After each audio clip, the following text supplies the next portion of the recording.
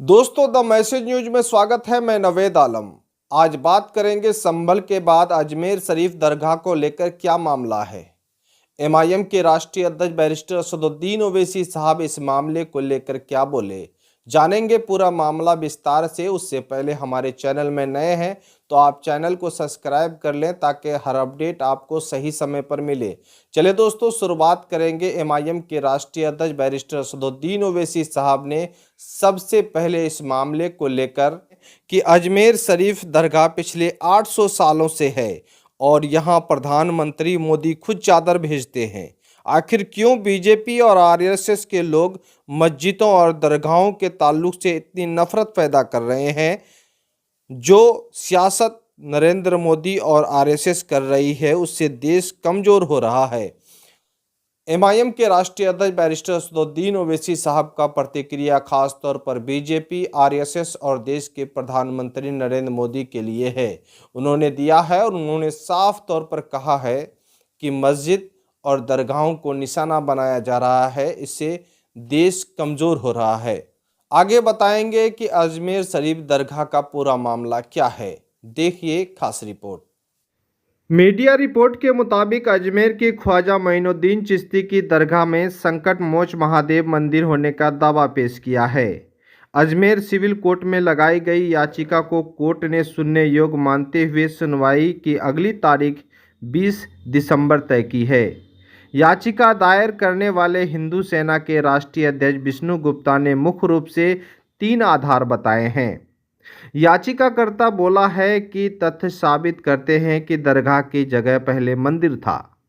उन्होंने कहा है कि 2 साल के रिसर्च और रिटायर्ड जज हरबिलास सारदा की किताब में दिए गए तथ्यों के आधार पर याचिका दायर की है।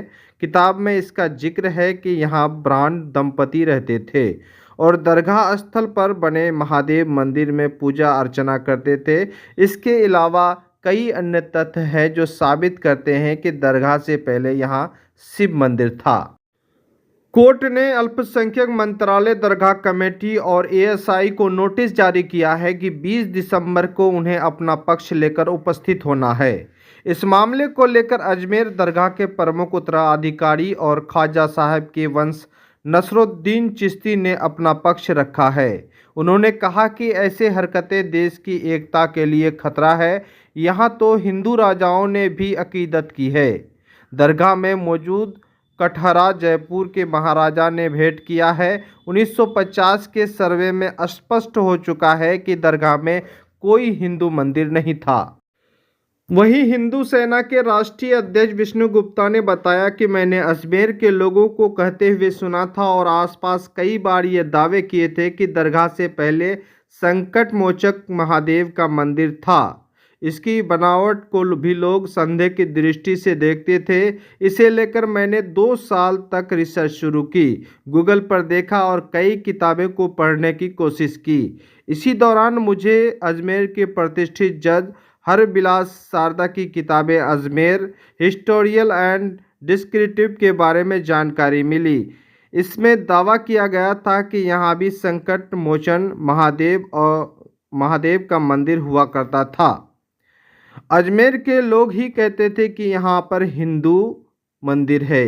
यानी गुप्ता जी फिर कहते हैं कि अजमेर आता तो लोग दबी जुबान में कहते थे कि यहाँ हिंदू मंदिर रहा है। दरगाह के दरवाजे और इनकी बिल्डिंग पर बनी नक्काशी हिंदू मंदिरों की याद दिलाती है। गुप्ता कहते हैं, जब मैंने हरबिलास सारदा की किताब को पढ़ा तो उसमें साफ साफ लिखा था कि यहाँ पहले ब्राह्मण दंपति रहते थे। ये दंपति सुबह चंदन से महादेव का तिलक लगाते थे और जलाभिषेक भी करते थे। हरबिलास सारदा कोई आम व्यक्ति नहीं थे, वे जोधपुर हाई कोर्ट में सीनियर जज के रूप में थे।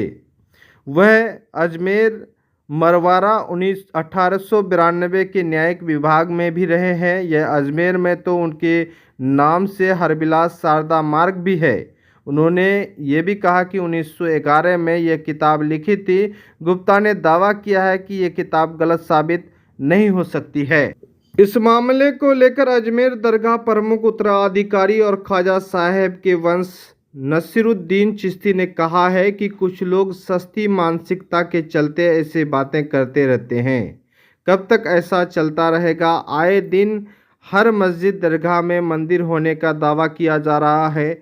ऐसा कानून आना चाहिए कि इस तरह की बातें ना की जाए। ये सारे दावे झूठे और निराशाधार हैं। हरबिलास शारदा की किताब की बात छोड़ दे तो क्या 800 साल पुराने इतिहास को नहीं नकारा जा सकता? यहाँ हिंदू राजाओं ने अकीदत की है, अंदर जो चांदी का कटघरा है वो जयपुर महाराजा का चढ़ा हुआ है। ये सब झूठी बातें हैं। भारत सरकार में पहले ही 1950 में जस्टिस गुलाम हसन की कमेटी क्लीन चिट दे चुकी है। इसके तहत दरगाह के एक एक इमारतों की जांच कर चुकी है।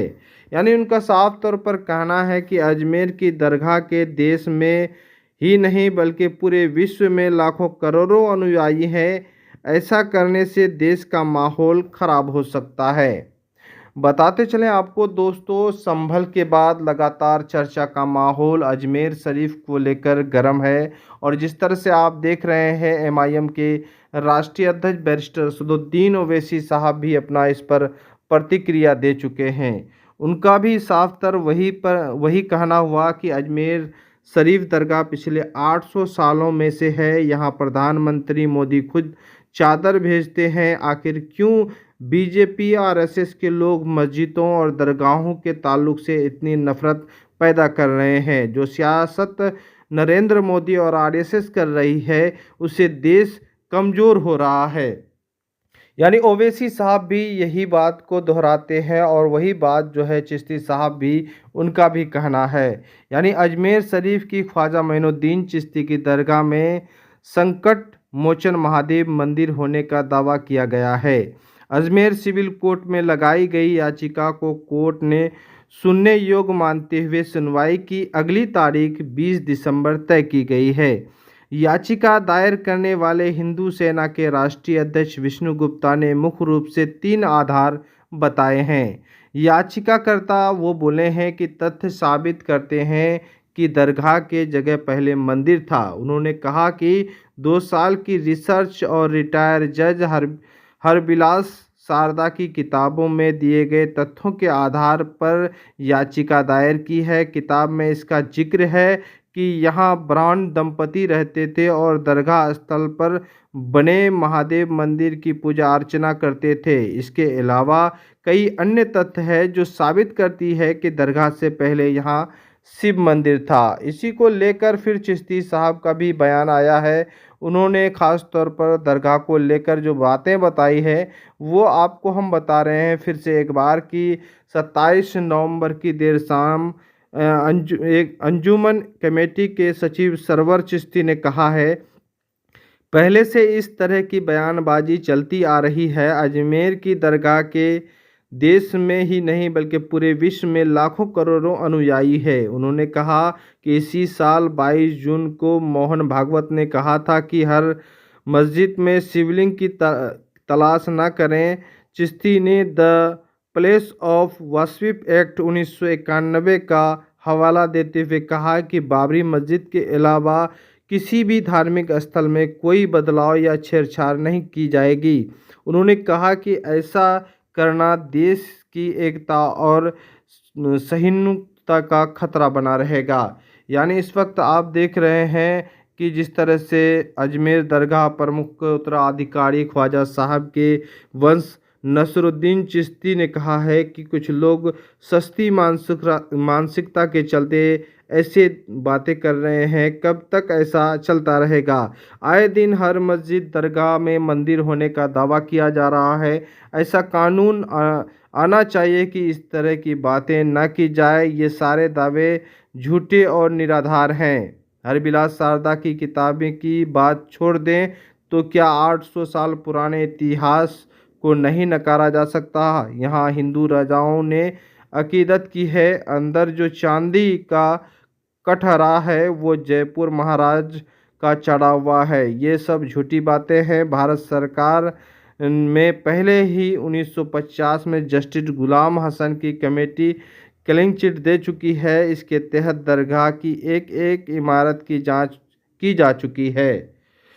दोस्तों, अगर आप हमारे चैनल में नए हैं, अब तक सब्सक्राइब नहीं किए हैं तो सब्सक्राइब कर लें, या फेसबुक हमें देख रहे हैं फेसबुक में तो आप फेसबुक पेज को फॉलो कर लें।